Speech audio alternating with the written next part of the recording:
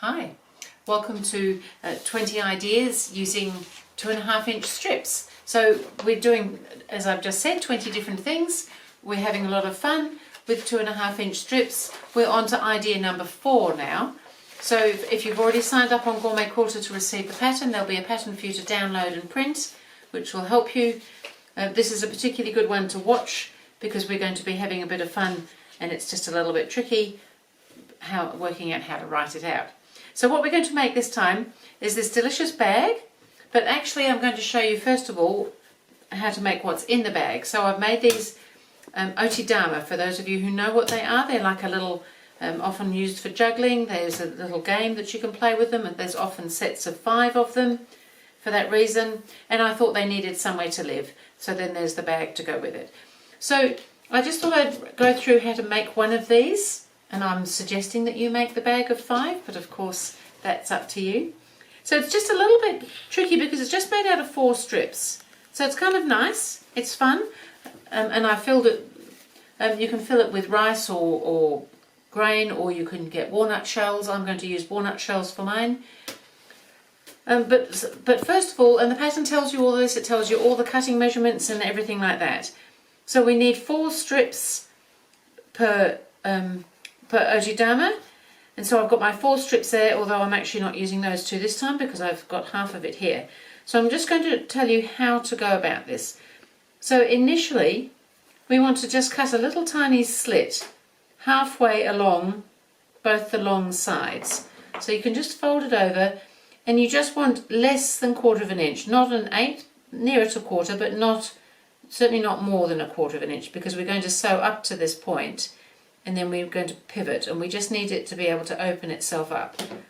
So there's just a little slit in there halfway along on each one. So this is half of one of these. So it looks a little bit tricky, and it's a little bit tricky, but it's not impossible. It's all a matter of knowing which way you're going. So we're going to take 2 of our rectangles, we've got our slits, and we're going to place one across the other like that. Now that slit, if you were to pull that back, is going to come in the 1/4 inch and down 1/4 inch, near enough.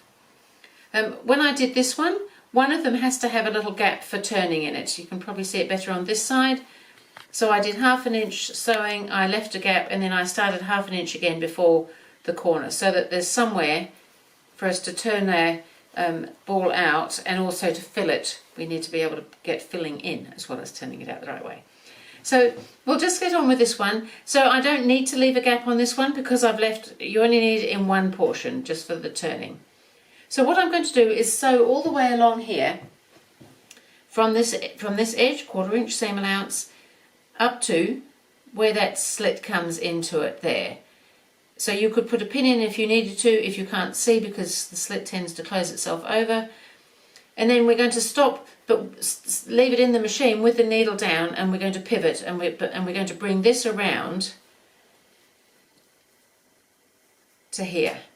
And then we're going to sew all the way down there, stopping again where the slit is, but the slit is underneath this time, so 1/4 inch before the end of our fabric. And then we're going to take it out.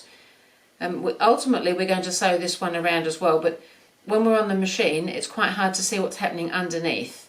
So I'll just wanted to show you what we're going to do, but now I'm actually going to do it so that you can see it. So I'm starting here, and I'm coming along to this corner, leaving the needle down so that we can pivot. So just regular sewing, nothing difficult about this part. So we want to stop with the needle down right where that little slit comes in. So that's there. So I lift my foot, leave the needle down, turn this piece around, and then lift this one around. I'm not sure if you can see all this, hopefully you can. So there should be like a little square just sitting missing of the blue, but you can see the yellow. And then you can just continue on sewing down, but we want to stop 1/4 inch before the end, and if you look underneath, the slit that's in the yellow piece will be 1/4 inch back. So we want to stop sewing there. And I am going to do a little back stitch, and I'll finish off just there. And as I said, we've also now got to sew this piece, bring this one around as well, and you could pivot it with under the machine, but I just feel it's a little bit harder, so I would rather now take that out, turn it over, and then bring that one around, and then you can sew from that edge up to that corner, and it's all sitting quite nicely. You've got that little corner missing there because of the slit, because of turning the fabric. So it looks more complicated than it really is. It's just a bit hard to draw diagrams and write, I've discovered.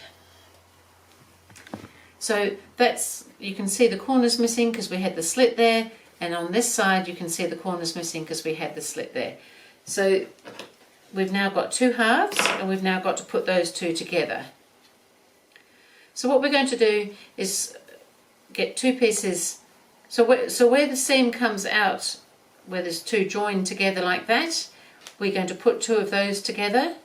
And again, if you want to put a pin in there, that's probably not a bad idea, just to hold it.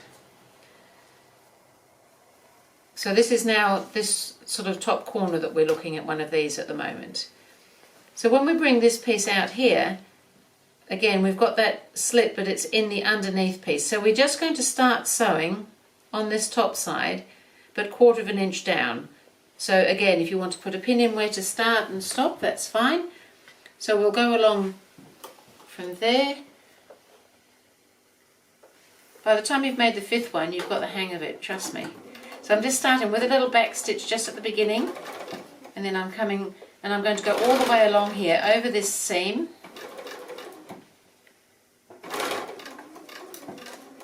And we're going to get to the next corner, and we'll find that we've got a slit in the top fabric. So where the slit is in the top fabric, we want to stop, and we're going to lift the needle, leave the needle in, lift the foot, and pivot like we did the first time. And we're going to come down this side. If you can see this, again there's a slit in the underneath fabric, so we want to stop 1/4 of an inch before the end of this darker orangey colour.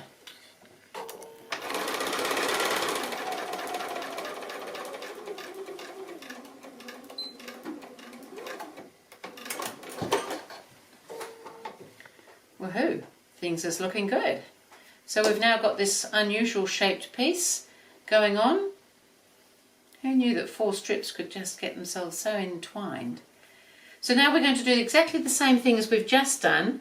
We're going to bring the two full seam bits there together. We can put a pin in there again. So these two parts, it's 2 halves, and we do the same system each time when we're doing this. So we're going to start this time from this corner. This one's going to go round the corner, but we want to be able to go round the corner. So we'll start from this end where we've basically just finished. We're going to make sure that's sitting right underneath. We're going to start from where we finished and go all the way through, and then pivot at this corner, and then we'll be done as far as the sewing's concerned.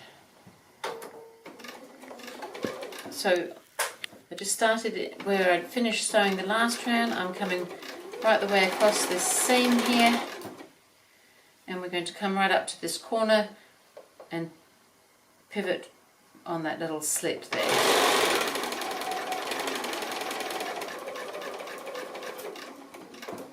Right, so I just want to lift the foot, turn that around, and then if we just pull this out towards us here, that will sit nice and flat between that corner and this corner that we have already sewn in from. So everything's just fitting nicely. And we can just sew along there now. Back stitch to close off. And snipping threads. And we are done. That is all together. Weird though it looks, it is one of these inside out. So I left the hole there to turn it through. We don't really need to do anything with the corners, particularly on this, because it's going to be filled with some form of moving beans or rice or wheat, or I have filled things with wheat and rice in the past, and I live in the country, and there's a whole lot of little creatures that sometimes like to move into my house when they're not particularly invited, and they like to eat things like this. So just be aware of using food type products in some of these things, because it can attract other little unwelcome visitors if you're living in an area where that could happen. So that's all looking pretty good. So when I fill that, I'm using crushed walnut shell. So I've got this whole cupful will fill this one, because these are quite large. It's a bit hard to give an exact amount of filling. You really just need to have a little play with some of those things. You can get little pellets, plastic pellets and things as well, if things like that appeal to you. But I find something like this is fairly innocuous and not particularly attractive to eat, as far as I can understand. I don't think anything likes to eat walnut shell. I don't know. And so I've got a little funnel. So I've stuck the funnel in the little hole that we had turned through, and then it's just a matter of filling. It's kind of fun, really. These are so much fun to throw. They're great for kids and things. They're basically soft, although they probably could get a little bit carried away. But a nice little toy type game. Probably a touch big for playing the original, or as I understand it, one of the games that they used to play with the Oji Dama, because they were kind of grabbing and throwing and catching all 5 at once, which is probably a little bit tricky at this size. So I've got that together now, and all I now need to do is do a little hand slip stitch to close that gap over, and then we have a very nice little Oji Dama ball. So I won't make you watch me do the hand sewing, but that's how that's all done.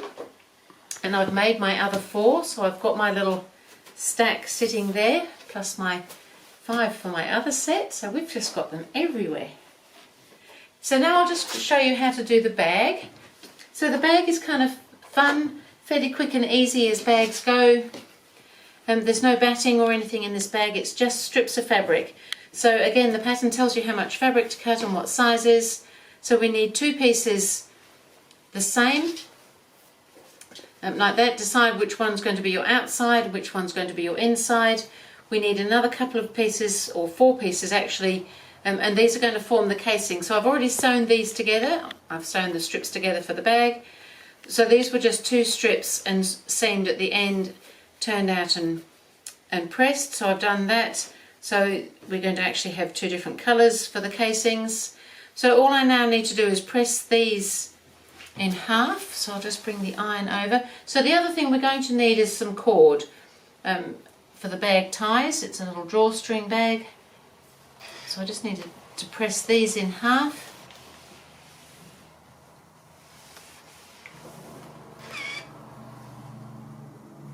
I thought if we're using strips and things, it's kind of fun to make all the different parts of different fabric, and that way we can often use up some bits and pieces that we've got sitting around.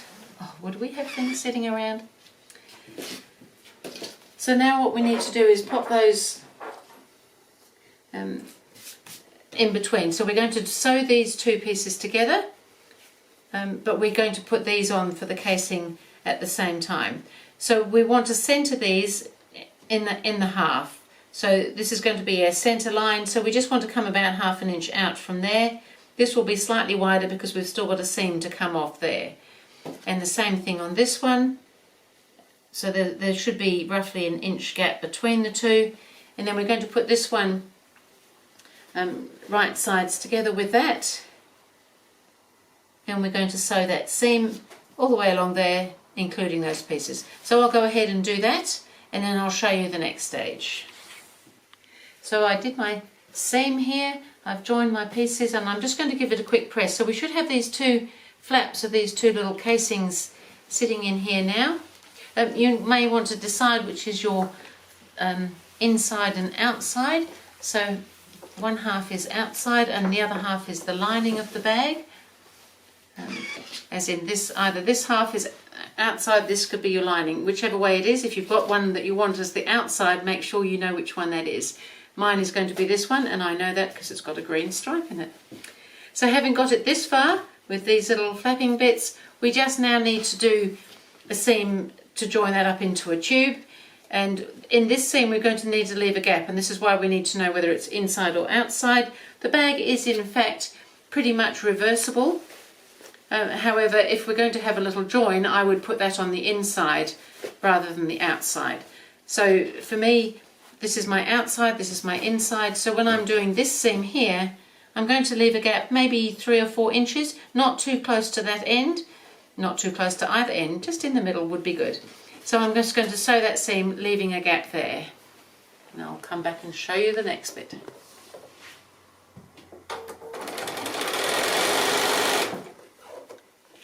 So I've done that seam. This is the seam I've just sewn. I've got my little gap here.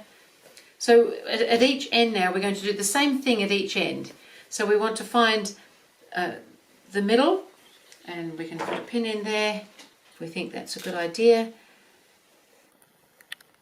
And then over here, it's very convenient that we're working with even sized strips. We just want to open that out and push that one in to the middle there. So basically these ones here, we can just pull those out, and I just found it was quite convenient to pop a little clip in there. And the same thing on this side. So we want this outside coming into the middle basically. And we're going to do this on both ends, and then we're going to stitch across them. So I'll just get them both ready while I'm here so that you can see again. So we're going to pin the middle together, and then we're going to open out so that this side piece here goes into the middle, and then we fold that back over again. So it's just like a giant pleat on both sides of the center there. It's kind of fun to do this. And I can pop the clips in there. So then I'll just go and all I'm doing is sewing straight across from edge to edge, and I've got to do that at both ends. So I might do that, and then I'll come back and show you what we do with it next. So I've sewn my ends across with the giant pleats in them, and now I've got my gap here that we left for turning, so I'm just going to turn it all through there now.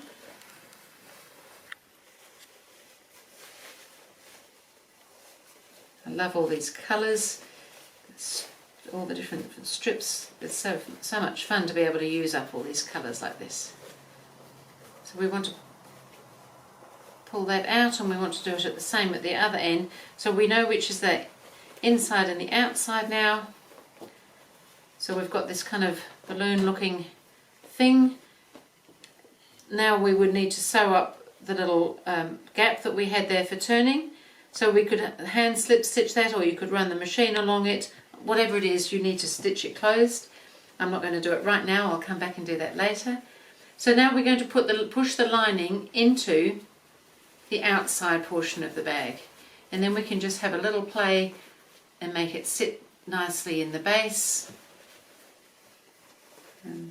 It's kind of full in there because it's got the same sort of pleating inside as outside. However, it will settle, especially once we start filling it up with these Otedama and things like that. So that's looking pretty good. So the next thing I would do would be to do a line of top stitching around just under the casing all the way around. So you should, in fact it's probably easier if you turn it inside out so that you're stitching on the outside, although it doesn't matter a lot, and then just stitch about 1/8 of an inch onto the bag below the casing. But again, I can do that bit later. And now it's really just the cord that we need to put in. So we've got 2 pieces of cord, and I think it's really nice to have a little end on my cord, so I like to do that. So I've already got one ready, and this one here was just a rectangle of fabric which I've folded in half and then folded back again so that it's made nice and small. And I've already done my stitching about 5/8 of an inch away from the edge, and then I'm just going to clip the corners and the seam. All this is in the pattern as well. And then that just needs, so one end is open, so that needs to be turned out. So it's just like a little pocket really to put the ends of the cord in. And we can just push that out with something not too sharp because we don't want to put holes in it. So there we've got 2 little pockets for our cord now, and then we just want to thread the cord through. So we've got 2 bits of cord so that we can just pull on the draw. So one comes in this way and comes out the other end. This one goes in from the other end and comes around that way. So that works really well. So I'll go ahead and I'll put the cord in, and then I'll just come back and show you how I put those little cord ends on afterwards. So I've gone ahead and I've put one end on already. So all I've done is thread my cord through. I just use a safety pin to help me push it through. So 2 ends come out one side, and you can see that cord is there, so that's gone around that way. This one's coming out this side. And so to do these little ends, we've just made this little pocket, and I'm just going to tuck them in and stitch across it. So it's nothing hard about it, but it's just kind of cute, and it's nice to have a little end to grab hold of. It's another bit of colour. So I'm just going to stitch across, catching in the cord as I go, just to close the top of that little cord pocket there.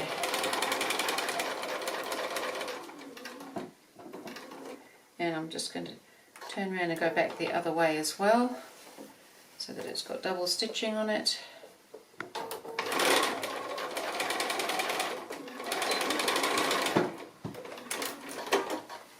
And we are done. Just got to snip those threads off there. And that's looking great. I'm so pleased with my bag. So we've got this really nice little base on it. It sits nicely. It's nice inside. It draws strings up nicely. And not only that, but it fits all these little Oji Dama in here. How cute is that? So that's it, Oji Dama with a little storage bag. So I thought that was a really fun project with the 2.5-inch strips. Thank you for being here, and I will maybe see you again with idea number 5.